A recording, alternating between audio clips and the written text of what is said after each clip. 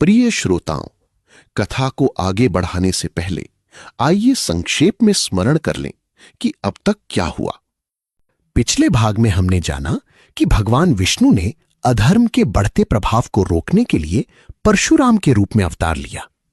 महर्षि जमदग्नि और माता रेणुका के यहां जन्मे इस दिव्य बालक ने बचपन से ही तप, अनुशासन और धर्म का मार्ग अपनाया।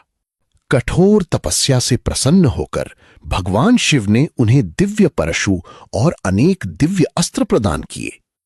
उसी समय पृथ्वी पर सहस्त्रबाहु अर्जुन जैसे शक्तिशाली राजा का प्रभाव बढ़ रहा था। शक्ति के साथ उसका अहंकार भी बढ़ता गया। एक दिन उसने महर्षि जमदग्नि के आश्रम से दिव्य कामधेनु को बलपूर्वक छीन लिया। जब परशुराम को यह ज्ञात हुआ तो उन्होंने अन्याय के विरुद्ध शस्त्र उठाया। धर्म और अहंकार के उस युद्ध में अंततः सहस्त्रबाहु अर्जुन का वध हुआ। कामधेनु वापस आश्रम लौट आई। ऐसा लगा कि न्याय स्थापित हो गया है, लेकिन नियति अभी एक और परीक्षा शेष रखे हुए थी। सहस्त्रबाहु अर्जुन तो मारा जा चुका था, लेकिन उसके पुत्र अपने पिता की मृत्यु को भूल नहीं पाए थे।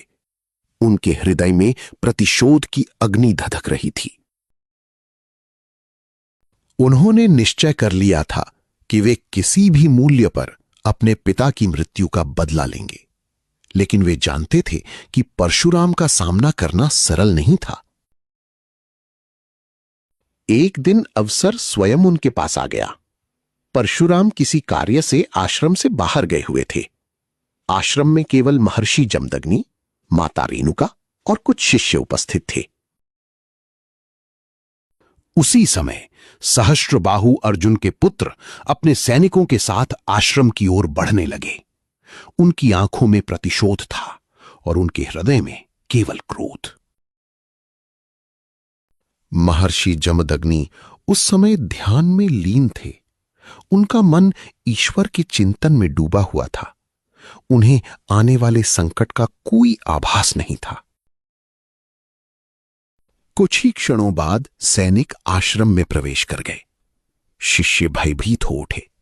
माता रेणुका ने उन्हें रोकने का प्रयास किया, लेकिन प्रतिशोध अंधा होता है। उस दिन उसने धर्म और अधर्म का भेद नहीं देखा। उसने केवल बदला देखा। और फिर वो हुआ जिसकी किसी ने कल्पना भी नहीं की थी।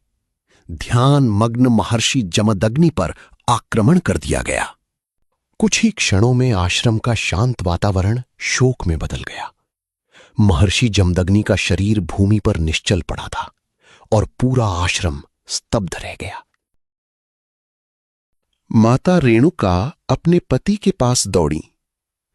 उनकी आंखों से अश्रुधारा बह रही थी।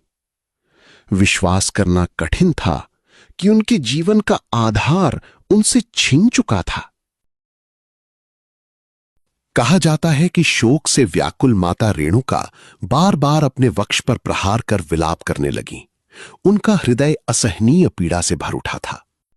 उधर परशुराम अभी भी आश्रम से दूर थे। उन्हें यह ज्ञात नहीं था कि उनके जीवन की दिशा बदलने वाली घटना घट चुकी है।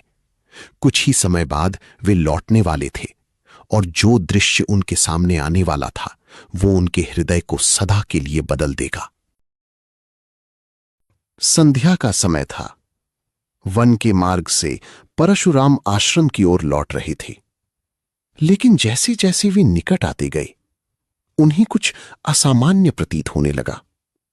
आज आश्रम से वैदिक मंत्रों की ध्वनि नहीं आ रही थी। वहां एक विचित्र सन्नाटा पसरा हुआ था।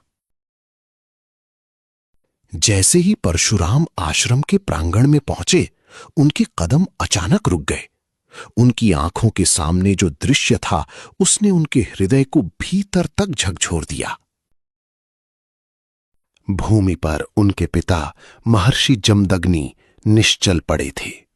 निकट ही माता रेणुका विलाप कर रही थीं। पूरा आश्रम शोक में डूबा हुआ था।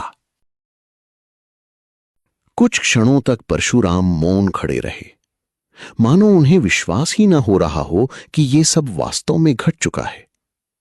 फिर वे अपने पिता के पास जाकर बैठ गए। माता रेणुका से पूछा, माता, ये किसने किया? कंपित स्वर में माता ने पूरी घटना सुनाई। सहस्त्रबाहु अर्जुन के पुत्रों ने प्रतिशोध में ये अधर्म किया था।